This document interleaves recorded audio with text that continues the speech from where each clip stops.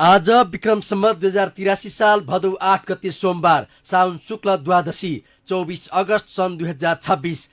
छोरीहरू सधैँ असुरक्षित, रविलाई जोगाउने राहदानी विधेयक अघि बढ्यो। बिजुलीमा स्वर्णिमले कर लगाउने, विराजले सहुलियत दिने, ठूला भ्रष्टाचारका मुद्दामा अख्तियार सक्रिय लगायतका खबर आजका विभिन्न पत्र पत्रिकाको पहिलो पृष्ठमा छापिएका छन् भने सबैभन्दा पहिले कान्तिपुर दैनिकमा छापिएको फस्टाउँदै सातु व्यापार, बालबालिकादेखि वृद्ध वृद्धासम्मको रोजाइमा शीर्षकको शुभ समाचार। कुनै बेला गाउँघरमा मकै, भटमास, चना र जौ भुटेर घरमै बनाइने सामान्य खाजाका रूपमा सीमित सातु अहिले हेल्दी स्न्याक्सका रूपमा सहरमा उपभोक्ताको रोजाइमा पर्न थालेको छ। काठमाडौँका किराना पसल, अर्गानिक फार्म हाउसदेखि ठूला मार्टसम्म विभिन्न प्रकारका सातुका प्याकेज लहरै भेटिने गरेका छन्। सहरको व्यस्त जीवनशैली, स्वास्थ्यप्रति बढ्दो चासो र जङ्क फुडको विकल्प खोज्ने प्रवृत्तिले सातुको बजार विस्तार हुँदै गएको व्यवसायीहरू बताउँछन्। पेसाले इन्जिनियर भए पनि बागलुङका 37 वर्षीय अश्विन सापकोटा काठमाडौँको वनस्थलीमा ढिकी जाँतो प्राली चलाउँछन्। सापकोटा र उनका साथीहरू मिलेर चलाएको ढिकी जाँतोमा सातुसँगै विभिन्न कृषि उपज बिक्रीका लागि राखिएको छ। ढिकी जाँतोले जौ, चना, चामल, भटमास, उभा र मकैको सातु बनाउँदै आएको छ। मिक्स र स्पेसल सातु पनि ग्राहकको रोजाइमा रहेको सापकोटा बताउँछन्। स्पेसल सातुमा बदाम, काजु, ओखर लगायतका ड्राई फ्रुट समेत राखिएको हुन्छ। ढिकी जाँतो वनस्थलीमा भए पनि बजार भने उपत्यका बाहिर र विदेशमा समेत विस्तार गरिएको छ। विराटनगर, चितवन, बुटवल र पोखरा लगायतका सहरमा विभिन्न मार्ट मार्फत सातु पठाइने गरेको सापकोटाले बताएका छन्। अब पहिलो पृष्ठका खबर सबैभन्दा पहिले छोरीहरू कहिलेसम्म असुरक्षित शीर्षकमा शोभा गेवालीको खबर टिप्पणी नागरिक दैनिकमा छापिएको छ। यो लिँदैछौँ। एउटा समाजको भविष्य आमाको काखमा हुर्किरहेका बालबालिकाको आँखामा देखिन्छ। विडम्बना, हाम्रो काखमा रहेका अबोध छोरीहरू आफन्तबाटै सुरक्षित छैनन्। 3 वर्षकी छोरी गरिमा चौधरीको बलात्कारपछि हत्या भएको दर्दनाक घटनापछि हामी अभाग भएका छौं। जताततै निर्मम प्रश्न उठेका छन्। हामीले अबोध छोरीहरूलाई कस्तो समाज दिइरहेका छौं र अर्की गरिमा जन्मनु अघि त्यो समाज बदल्न हामी तयार छौं कि छैनौं? एउटा प्रश्न परिवारको पीडामा मात्र सीमित छैन, राज्यको संवेदना, समाजको चेतना र हाम्रो मानवतासम्म यो प्रश्न टड्कारो भएर उभिएको छ। यो घटना हाम्रो समाजका लागि नयाँ होइन। इतिहासका पानादेखि आजको दिनसम्म हाम्रा छोरीहरूले कतिपटक आफ्नो जीवनको मूल्य चुकाउनु परेको छ, त्यसको हिसाब सायद हामीसँग छैन। एउटी छोरीको मृत्युको खबर आउँछ, केही दिन समाज आक्रोशित हुन्छ, सामाजिक सञ्जालका भित्ताहरू शोक र प्रश्नले भरिन्छन् अनि समयसँगै सबै कुरा सेलाउँदै जान्छ। तर एउटा आमाको काख कहाँ सेलाउँछ र एउटा परिवारको घाउ कहाँ पुरिन्छ र? 3 वर्षकी ती अबोध बालिका जसले आफूलाई के भइरहेको छ भनेर बुझ्न सक्दिनन्, आफ्नो पीडा शब्दमा व्यक्त गर्न सक्दिनन्, प्रतिकार गर्न सक्दिनन्, उनीमाथि भएको अन्याय सम्झिँदा मन थाम्नै सकिँदैन। हे भगवान, ती नानीको के दोष थियो? एउटी निर्दोष बालिकाले यो संसारमा जन्मिनु अघि के अपराध गरेकी थिइन्? उनको आँखामा सायद संसार अझै नयाँ थियो। उनको चेतनामा दुःख र हिंसाको अर्थ समेत जन्मिएको थिएन। तर हामीले बनाएको यही समाजले उनको निर्दोष बाल्यकाललाई समेत सुरक्षित राख्न सकेन। गरिमा चौधरीको मृत्युले एउटा परिवारको मात्र काख रित्तिएको छैन, यसले हाम्रो समाजको विवेकमाथि गम्भीर प्रश्न उठाएको छ। एउटी बालिकाको मृत्युले केवल एउटा घरको दियो निभाएको होइन, हाम्रो सामाजिक चेतनाको अन्धकार पनि देखाइदिएको छ। त्यसैले प्रश्न गरिमाले न्याय पाइन् कि पाइनन् भन्नेमा मात्र सीमित छैन। वास्तविक प्रश्न यो हो, हाम्रो समाजले न्याय गर्न सिक्यो कि सिकेन? छोरीहरू कहिलेसम्म असुरक्षित? नागरिक दैनिकमा छापिएको खबर टिप्पणी हो यो। राहदानी पहिलो संशोधन विधेयक 2083 संसदीय प्रक्रियामा अगाडि बढेको छ। यो विधेयक परराष्ट्र मन्त्री शिशिर खनालले 14 साउनमा प्रतिनिधि सभामा दर्ता गरेका थिए। सभामा सैद्धान्तिक छलफल भएसँगै सांसदहरूले संशोधन प्रस्ताव राखेका छन्। सांसदहरूको संशोधनसहित दफावार छलफलका लागि संसदीय विषयगत समितिमा पठाइँदैछ। सोमबार प्रतिनिधि सभाको बैठकमा यो विषय संसदीय विषयगत समितिमा पठाउनका लागि परराष्ट्र मन्त्री शिशिर खनालले प्रस्ताव प्रस्तुत गर्ने कार्यसूची रहेको छ। यसपछि संसदीय समितिले प्रतिवेदन बनाएर सभामा पेश गर्छ र पारित भएपछि राष्ट्रिय सभामा जान्छ। राष्ट्रिय सभाले पनि पारित गरेपछि सभामुख हुँदै राष्ट्रपति कहाँ पुग्छ। राष्ट्रपतिले प्रमाणित गरेपछि ऐन बनेर लागू हुन्छ। यो संसदीय प्रक्रियामा अगाडि बढेको राहदानी ऐन संशोधन विधेयकमा सत्तारूढ राष्ट्रिय स्वतन्त्र पार्टी रासपाका सभापति रवि लामिछानेलाई लागेको राहदानी सम्बन्धी मुद्दामा सहज बनाउने व्यवस्था राखिएको छ। प्रस्तावित विधेयकमा झुटो विवरण दिई राहदानी प्राप्त गरेको कसुरमा हाल रहेको कैदको व्यवस्था हट्नेछ। प्रस्तावित व्यवस्था अनुसार यस्तो कसुरमा 1 लाखदेखि 2 लाख रुपियाँसम्म जरिवाना हुने र जरिवाना राहदानी विभागका महानिर्देशकले नै गर्न सक्ने व्यवस्था गरिएको छ। हाल प्रचलित राहदानी ऐन 2076 अनुसार झुटो विवरण दिई राहदानी वा यात्रा अनुमति पत्र लिन नहुने व्यवस्था छ। यस्तो कसुर गरेमा 2 लाखदेखि 5 लाख रुपियाँसम्म जरिवाना, 1 वर्षदेखि 3 वर्षसम्म कैद वा दुवै सजाय हुन सक्ने व्यवस्था छ। संशोधन विधेयकले भने कैद सजाय हटाएर जरिवानामा मात्रै सीमित गरेको छ। आजको मध्याह्न दैनिकमा अघिबाट राहदानी विधेयक रविलाई राहत शीर्षकमा खबर छापिएको छ। केही समयता ठूला भ्रष्टाचारका मुद्दामा अख्तियार सक्रिय देखिएको छ। पछिल्ला 5 आर्थिक वर्षहरूमा कुल 110 जना उच्च ओहदाका जनप्रतिनिधिहरू विरुद्ध विशेष अदालतमा अख्तियारले भ्रष्टाचार मुद्दा दायर गरेको हो। विगतमा कतिपय ससाना पटके घुस मात्र पक्रिने प्रवृत्ति भएको भनेर आलोचना पनि नभएको होइन, तर अहिले त्यस्तो छैन। उच्च ओहदाका व्यक्ति विरुद्ध मुद्दा दायर गर्ने क्रममा तीव्रता छ। आयोगले दायर गरेका मुद्दामा प्रतिवादी बनाइएका मध्ये केही व्यक्ति त निरन्तर मुद्दामाथि मुद्दा खेप्दैछन्। राष्ट्रिय सूचना प्रविधि केन्द्रको पूर्व कार्यकारी निर्देशक सुनिल पौडेल विरुद्ध अख्तियारले एकपछि अर्को गर्दै गम्भीर भ्रष्टाचारका मुद्दाहरू दायर गरेको छ। पौडेल विरुद्ध अहिलेसम्म विशेष अदालतमा 5 वटा भ्रष्टाचार मुद्दा दायर भइसकेका छन्। 5 वटा मुद्दाको बिगो मात्रै करोडौं रुपैयाँ कायम गरिएको छ। सुनिल पौडेल जस्तै विकल पौडेलको पनि ठूला भ्रष्टाचारमै मुद्दा थपिँदैछन्। सुरक्षण मुद्रण केन्द्रका निलम्बित कार्यकारी निर्देशक पौडेल विरुद्ध आयोगले 4 वटा भ्रष्टाचार मुद्दा दायर गरिसकेको छ।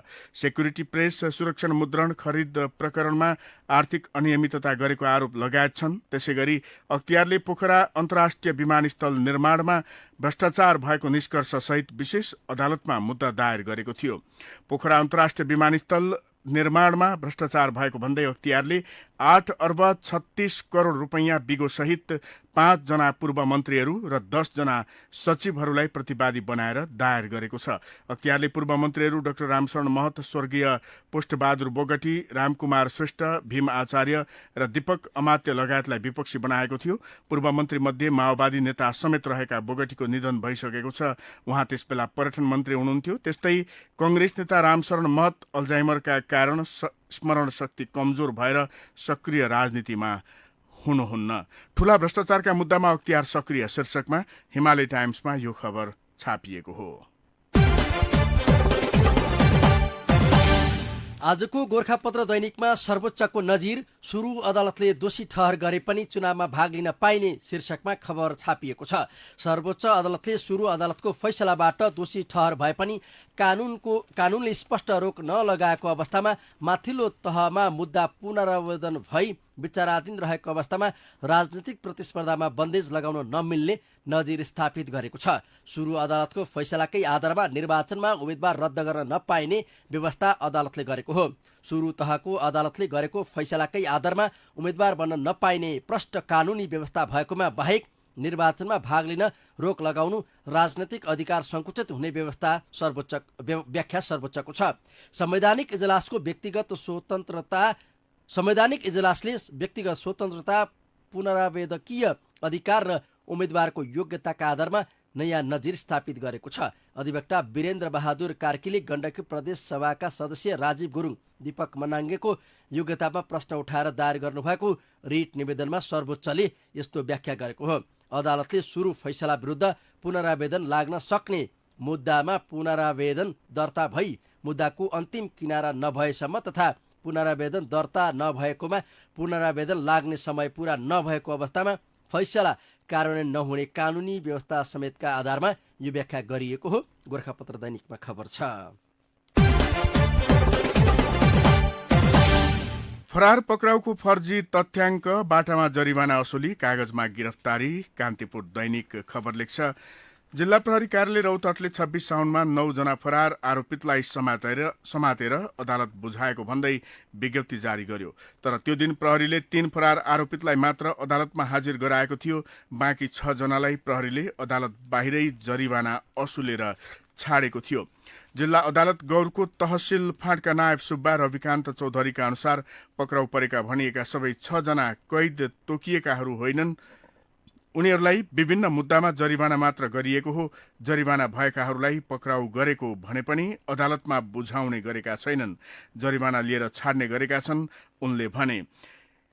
खोजी गर्दा प्रहरीले अदालतमा जरिवाना रकम भने दाखिला गरेको देखिएको छ। प्रहरीले उल्लेख गरेका मध्ये हात हतियार सम्बन्धी कसुरमा 11 महिना 12 दिन कैद सजाय भएका वीरेन्द्र राउत, सवारी ज्यान मुद्दामा 3 वर्ष कैद सजाय भएका खोबारी शाह, सोनार र शिवमंगल प्रसाद कुशवाहालाई मात्र अदालतमा उपस्थित गराइएको थियो। प्रहरीले फरार आरोपित पक्राउ भन्दै सार्वजनिक गरेको सूचीमा चन्द्रपुर 4 की पूजा पराजुलीको नाम छ। चेक अनादर मुद्दा खेपेकी पराजुलीको पसलमै पुगेर प्रहरीले जरिवाना असुलेको थियो। त्यस बापत रसिद समेत थमाएको थियो।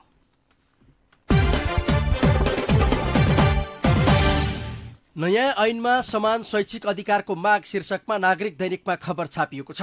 अब बन्ने विद्यालय विधेयक ऐन विद्यार्थी केन्द्रित, बालमैत्री तथा अभिभावकको विश्वास जित्ने खालको हुनुपर्नेमा जोड दिएको छ। सामुदायिक विद्यालयमा मात्र नभई निजी विद्यालयमा अध्ययनरत बालबालिकाको शिक्षाको दायित्व पनि राज्यले नै लिनुपर्ने सुझाव उनीहरूले दिएका छन्। सरकारले 55 वर्षपछि ल्याउन लागेको विद्यालय शिक्षा ऐनका सन्दर्भमा आइतबार काठमाडौँमा आयोजित विद्यालय शिक्षा विधेयकको मस्यौदा तयारी गृह कार्य, विद्यालय व्यवस्थापन तथा पाठ्यक्रम व्यवस्थापन विषयक परामर्श गोष्ठीको आयोजना गरिएको थियो।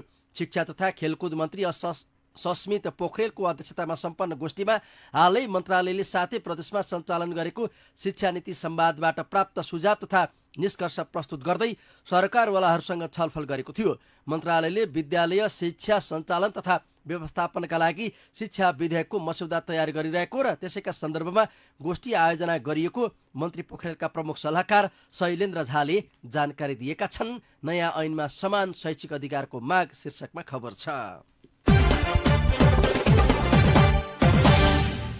नेपालको ऊर्जा तथा आर्थिक नीतिमा मन्त्रीहरू बीचमै विरोधाभास देखिएको छ। बजेट मार्फत सरकारले बिजुलीमा मूल्य अभिवृद्धि कर भ्याट लगाउने घोषणा गरेर घरआयसी तथा अन्य उपभोक्तामाथि अतिरिक्त करको भार थोपरेको थियो।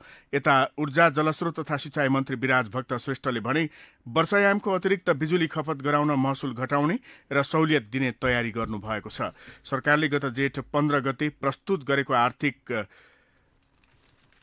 वर्षको बजेट तथा आर्थिक विधेयकमा विद्युत खपतमा कर लगाउने निर्णय गरेको थियो, जसमा मासिक 50 युनिट भन्दा बढी बिजुली खपत गर्ने घरआयसी ग्राहकका लागि थपिएको अतिरिक्त युनिटमा 5% का दरले भ्याट लाग्ने व्यवस्था गरिएको छ। आन्तरिक राजस्व विभागको व्याख्या अनुसार घरआयसी बाहेक अन्य औद्योगिक व्यापारी लगायतका क्षेत्रहरू तथा सिंचाई, खानेपानी र चार्जिङ स्टेशन जस्ता क्षेत्रमा 13% सम्म भ्याट लागू हुनेछ।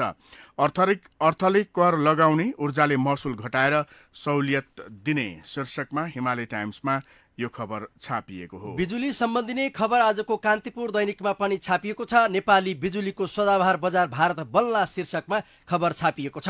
आगामी 1 दशकमा भारतमा बिजुलीको माग दोब्बर हुने प्रक्षेपण छ। भारतको केन्द्रीय विद्युत प्राधिकरण CEA को ऊर्जा योजना अनुसार सन् 2035-36 मा उच्चतम विद्युत माग 459 मेगावाट हुनेछ। 19 पुस 2080 मा नेपाल र भारतबीच 10 वर्षमा 10,000 मेगावाट विद्युत निर्यात गर्ने सम्झौता भइसकेको छ।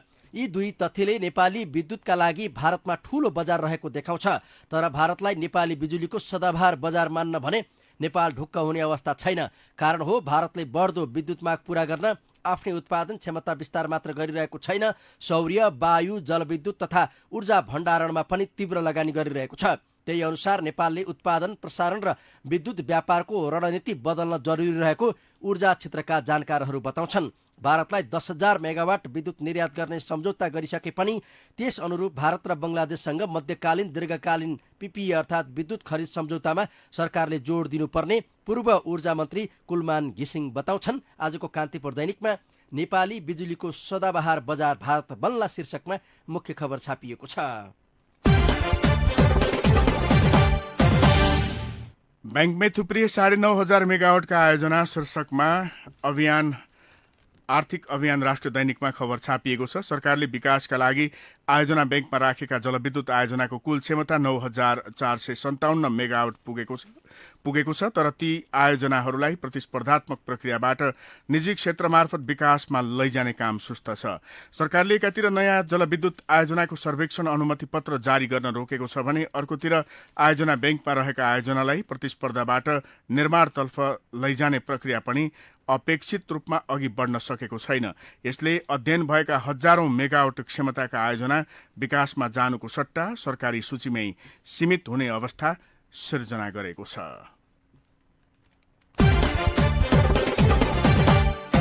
इन्टरनेटको पहुँच विस्तारमा सरकार शीर्षकमा नागरिक दैनिकमा खबर छापिएको छ। हरेक कामलाई डिजिटल मैत्री बनाउने अभियानसहित अगाडि बढिरहेको सरकारले आगामी 5 वर्षभित्र मुलुकभर उच्च गुणस्तरको ब्रोडब्यान्डको इन्टरनेट विस्तार गर्ने भएको छ। एकीकृत दूरसञ्चार नीति 2083 को मस्यौदा सार्वजनिक गर्ने क्रममा नेपाल दूरसञ्चार प्राधिकरणले देशभर ब्रोडब्यान्ड इन्टरनेटको पहुँच बढाउने, शुल्क घटाउने र डिजिटल नेपालको लक्ष्य हासिल गर्ने उद्देश्यका साथ तीव्र गतिमा काम अगाडि बढाएको जानकारी दिएको हो। मस्यौदामा न्यूनतम 50 MBPS सम्मको ब्रोडब्यान्ड इन्टरनेट 80% जनसङ्ख्यामा पुर्याउने उल्लेख गरिएको छ। सूचना तथा सञ्चार क्षेत्रको दीर्घकालीन नीति 2059, दूरसञ्चार नीति 2060, ब्रोडब्यान्ड नीति 2071 र सूचना तथा सञ्चार प्रविधि नीति 2072 लाई एकीकृत गर्ने प्रस्ताव पनि त्यसमा गरिएको छ। यसैगरी स्याटेलाइट नीति 2077, राष्ट्रिय साइबर सुरक्षा नीति 2080, दूरसञ्चार सेवाको रेडियो फ्रिक्वेन्सी बाँडफाँड तथा मूल्याङ्कन सम्बन्धी नीति 2080 र राष्ट्रिय आर्टिफिसियल इन्टेलिजेन्स नीति 2082 को कार्यान्वयनलाई समेत सहज र प्रभावकारी बनाउने लक्ष्य उल्लेख गरिएको छ। त्यसका लागि सरकारले एकीकृत दूरसञ्चार नीति स्वीकृत गरेपछिको 10 वर्षमा 98% जनसङ्ख्यामा उच्च गुणस्तरको ब्रोडब्यान्डको इन्टरनेट पुर्याउने लक्ष्य राखिएको छ। इन्टरनेटको पहुँच विस्तारमा सरकार शीर्षकमा नागरिक दैनिकमा खबर छ। सुरक्षित कारोबार सँगै ढुक्क रहो हरेक दिन। ग्लोबल स्मार्ट प्लस लाइफको पेसमा ब्याङ्किङ, इन्स्ट्यान्ट स्क्यानिङ अनि पेमेन्ट त्यतिकै फास्ट। ग्लोबल स्मार्ट प्लस लाइफको पेसमा ब्याङ्किङ, जहाँ गाह्रो त्यहाँ आफ्नै प्यारो। विदेशमा भए पनि हुन्न समस्या कुनै दिन। अचम्म तु अकाउन्ट ओपन, एक्टिभेट अनि कारोबार सजिलैसँग। बिजी लाइफ इजी बनाउँदै हरेक दिन। ग्लोबल स्मार्ट प्लस लाइफको पेसमा ब्याङ्किङ। यो आवाज हो नेपाली रेडियो नेटवर्कको र तपाईँ सुन्दै हुनुहुन्छ नेपाली खबर। नेपाली खबरमा अब भित्री पृष्ठका खबर। कंग्रेस सभापति गगन थापाले पूर्व प्रधानमन्त्री एवं पूर्व पार्टी सभापति शेरबहादुर देउवासँग भेट्न समय माग्दा समेत नपाएपछि दुई नेताबीच भेटवार्ता हुन सकेको छैन। दुई पक्षमा विभाजित कंग्रेसलाई एकता गराउन देउवा फर्के लगत्तै निर्णायक पहल हुने अपेक्षा कंग्रेस वृत्तमा थियो। देउवा फर्केको 10 दिन बितिसकेको छ। 28 साउनमा फर्किएका देउवासँग सभापति थापाले बिहिबारदेखि भेट्ने समय मागेका थिए, तर आइतबारसम्म पनि पाएका छैनन्। राष्ट्रिय स्वतन्त्र पार्टी राप्रपाको केन्द्रीय अनुशासन समितिले पार्टीको निर्णय र निर्देशन बिना बागमती प्रदेश सरकारमा सहभागी भएका 3 प्रदेशसभा सदस्यलाई स्पष्टीकरण पेश गर्न निर्देशन दिएको छ। राप्रपाका प्रवक्ता मोहन श्रेष्ठले सार्वजनिक सञ्जाल फेसबुक मार्फत स्पष्टीकरणको अल्टिमेटम दिने निर्णय भएको जानकारी दिएका छन्। जेनजी आन्दोलनका शहीद परिवार र घाइतेहरूले आफूहरूका माग तत्काल पूरा नभए पुनः सड़क संघर्षमा उत्रने चेतावनी दिएका छन्। आइतबार काठमाडौँमा पत्रकार सम्मेलन गर्दै जेनजी शहीद परिवार कल्याणकारी समाज र घाइते जेनजी नेपाल संयुक्त संघर्ष समितिले आफूहरूका माग तत्काल पूरा गर्न सरकारलाई अल्टिमेटम दिएका छन्। यता जेनजी आन्दोलनका शहीद परिवार र घाइतेहरूले जेनजी आन्दोलनमा आन्दोलनका शहीदहरूको सम्झनामा आगामी भदौ 23 गते स्मृति दिवस मनाउने घोषणा गरेका छन्। बलात्कारपछि हत्या गरिएकी जितपुर सिमरा उपमहानगरपालिका वडा नम्बर 1 की 3 वर्षीय बालिका गरिमा चौधरीको आइतबार अन्त्येष्टि गरिएको छ। गरिमाका बुबा मनोज चौधरीले कलैया उपमहानगरपालिका वडा नम्बर 14 पझा खोला किनारमा छोरीको अन्त्येष्टि गरेका हुन्। गृह मन्त्रालयमा शनिबार राति भएको 3 बुँदे सहमतिपछि कलैया प्रादेशिक अस्पतालको शव गृहमा रहेको गरिमाको शवलाई उनका बुबा चौधरीले बुझेका थिए। गृह मन्त्रालयमा मध्यरातसम्म चलेको छलफलपछि सरकार र पीडित परिवारबीच 3 बुँदे सहमति भएको थियो। सहमतिपछि सिमराको जनजीवन सामान्य बनेको छ। पछिल्ला 4 महिनादेखि लगातार 2 खर्ब रुपैयाँ भन्दा बढी रहँदै आएको नेपालको मासिक वस्तु आयात चालु आर्थिक वर्षको पहिलो महिना साउनमा भने 2 खर्ब रुपैयाँ भन्दा तल झरेको छ। गत चैतदेखि असारसम्म हरेक महिना 2 खर्ब रुपैयाँ भन्दा बढीको वस्तु आयात भएकामा साउनमा 1 खर्ब 87 अर्ब 44 करोड 36 लाख रुपैयाँको वस्तु आएको हो। सरकार फेरबदलको क्रम चलिरहँदा सुदूरपश्चिम प्रदेश सभाका 2/3 भन्दा बढी प्रदेश सभा सदस्यले मन्त्री हुने अवसर पाइसकेका छन्। मन्त्री हुन बाँकी सांसद संख्या मात्र 9 रहेको छ। प्रजातन्त्र पुनर्बहालीपछि संघीय सरकारको अस्थिरताले विकासमा प्रतिकूल असर पारेको भन्दै संविधान सभाबाट बनेको नयाँ संविधानमा सरकारलाई स्थिर बनाउने प्रावधान राख्नुपर्ने आवाज चरको रूपमा उठेको थियो। तर संघीय सरकारसँगै प्रदेश सरकार फेरबदल हुने अस्थिरताको चक्र भने उस्तै रहेको छ। सुदूरपश्चिममा मन्त्री बन्न अब 9 जना मात्रै बाँकी रहेका छन्। अब शेयर बजार गत साता धितोपत्र दोस्रो बजारमा 22 अर्ब 46 करोड रुपैयाँ भन्दा बढीको 5 करोड 61 लाख भन्दा बढी किता धितोपत्र कारोबार भएको छ। अघिल्लो साताको तुलनामा गत साता कुल कारोबार रकम 16.23% र 30% र कारोबार किता 14.19% वृद्धि भएको हो। नेपाली खबरमा अब विदेशको खबर। संयुक्त राष्ट्रसङ्घको नयाँ महासचिवका लागि 7 जनाले उम्मेदवारी दिएका छन्। नयाँ महासचिव चयनका लागि सुरक्षा परिषदले दोस्रो अनौपचारिक मतदान गरेको छ। महासचिव एन्टोनियो गुटेरेसको दोस्रो 5 वर्षीय कार्यकाल आगामी डिसेम्बर 31 सकिँदैछ। अब खेल र खेलाडीका खबर। 14औं दक्षिण एसियाली खेलकुद साग आगामी चैत तेस्रो साता पाकिस्तानमा हुने भएको छ।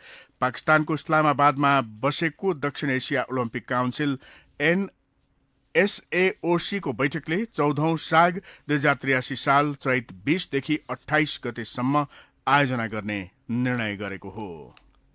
अब विचार विश्लेषणको पालो। आजको कान्तिपुर दैनिकमा दलविहीन स्थानीय त किन र कसरी शीर्षकमा सुशील बहादुर कार्की र किरण सिटौलाको संयुक्त लेख छापिएको छ।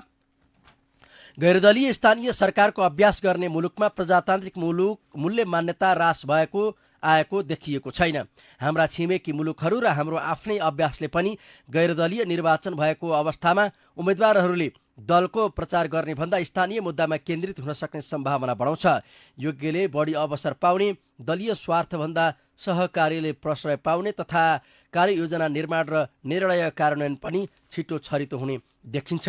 कुनै पनि प्रणाली आफैमा पूर्णतः उत्कृष्ट, सही वा गलत हुँदैनन्। संवैधानिक व्यवस्था र प्रणाली जस्तै यसको अभ्यास पनि ऐतिहासिक पृष्ठभूमि, राजनीतिक र नैतिक चेत, आचरण र संस्कारमा भर पर्ने गर्छ। गैरदलीय स्थानीय सरकारको अभ्यास गर्ने मुलुकमा प्रजातान्त्रिक मूल्य मान्यतामा ह्रास आएको देखिएको छैन। आजको कान्तिपुरमा छापिएको छ। हरित अर्थतन्त्रको अपरिहार्यता शीर्षकमा जुनार बाबु बस्नेतको विचार गोरखापत्रमा छापिएको छ। जैविक इन्धनका अति दोहनले कार्बन उत्सर्जन बढेको छ, पृथ्वीको तापमान बढाएको छ। फलस्वरूप जलवायुजन्य अप्रत्याशित प्रकोपमा बढोत्तरी भएको छ। प्राकृतिक विनाश नगरी आर्थिक पूर्वाधार र भौतिक विकासको दिशा नलिने हो भने भावी दिन अझ बढी चुनौतीपूर्ण हुने वैज्ञानिक निष्कर्षले हरित अर्थतन्त्रको महत्व रोजाइ होइन, अपरिहार्य बनाएको छ। विश्वभर अप्रत्याशित प्राकृतिक प्रकोपको जोखिम बढ्दै हरित अर्थतन्त्रले मात्र पर्यावरणीय जोखिम न्यूनीकरण सम्भव। जैविक इन्धनको विकल्पमा नवीकरणीय ऊर्जा अपरिहार्य। सन् 2045 सम्म शून्य कार्बन उत्सर्जन गर्ने नेपालको लक्ष्य। जुनार बाबु बस्नेतको विचार हरित अर्थतन्त्रको अपरिहार्यता शीर्षकमा गोरखापत्रमा छापिएको हो। कृत्रिम बौद्धिकता एआई तीव्र रूपमा कक्षा कोठामा प्रवेश गरिरहँदा प्रविधिले शिक्षकको भूमिकालाई कमजोर नबनाई सिकाइमा कसरी सुधार ल्याउन सक्छ भन्ने प्रश्न उठ्न थालेको छ। ब्रिटिस काउन्सिलका एडटेक इनोभेसन प्रमुख डाक्टर एडम एडमेटले शैक्षिक प्रविधि शिक्षण तथा डिजिटल सिकाइ क्षेत्रमा 3 दशकभन्दा बढी समयदेखि काम गर्दै आइरहेका छन्। उनका अनुसार एआईले प्रणाली सामग्री निर्माण प्रतिक्रिया प्रदान तथा सिकाइलाई व्यक्तिगत बनाउन सहयोग गर्न सक्छ, तर प्रभावकारी शिक्षणको केन्द्रमा रहेको मानवीय सम्बन्धलाई विस्थापित गर्न सक्दैन।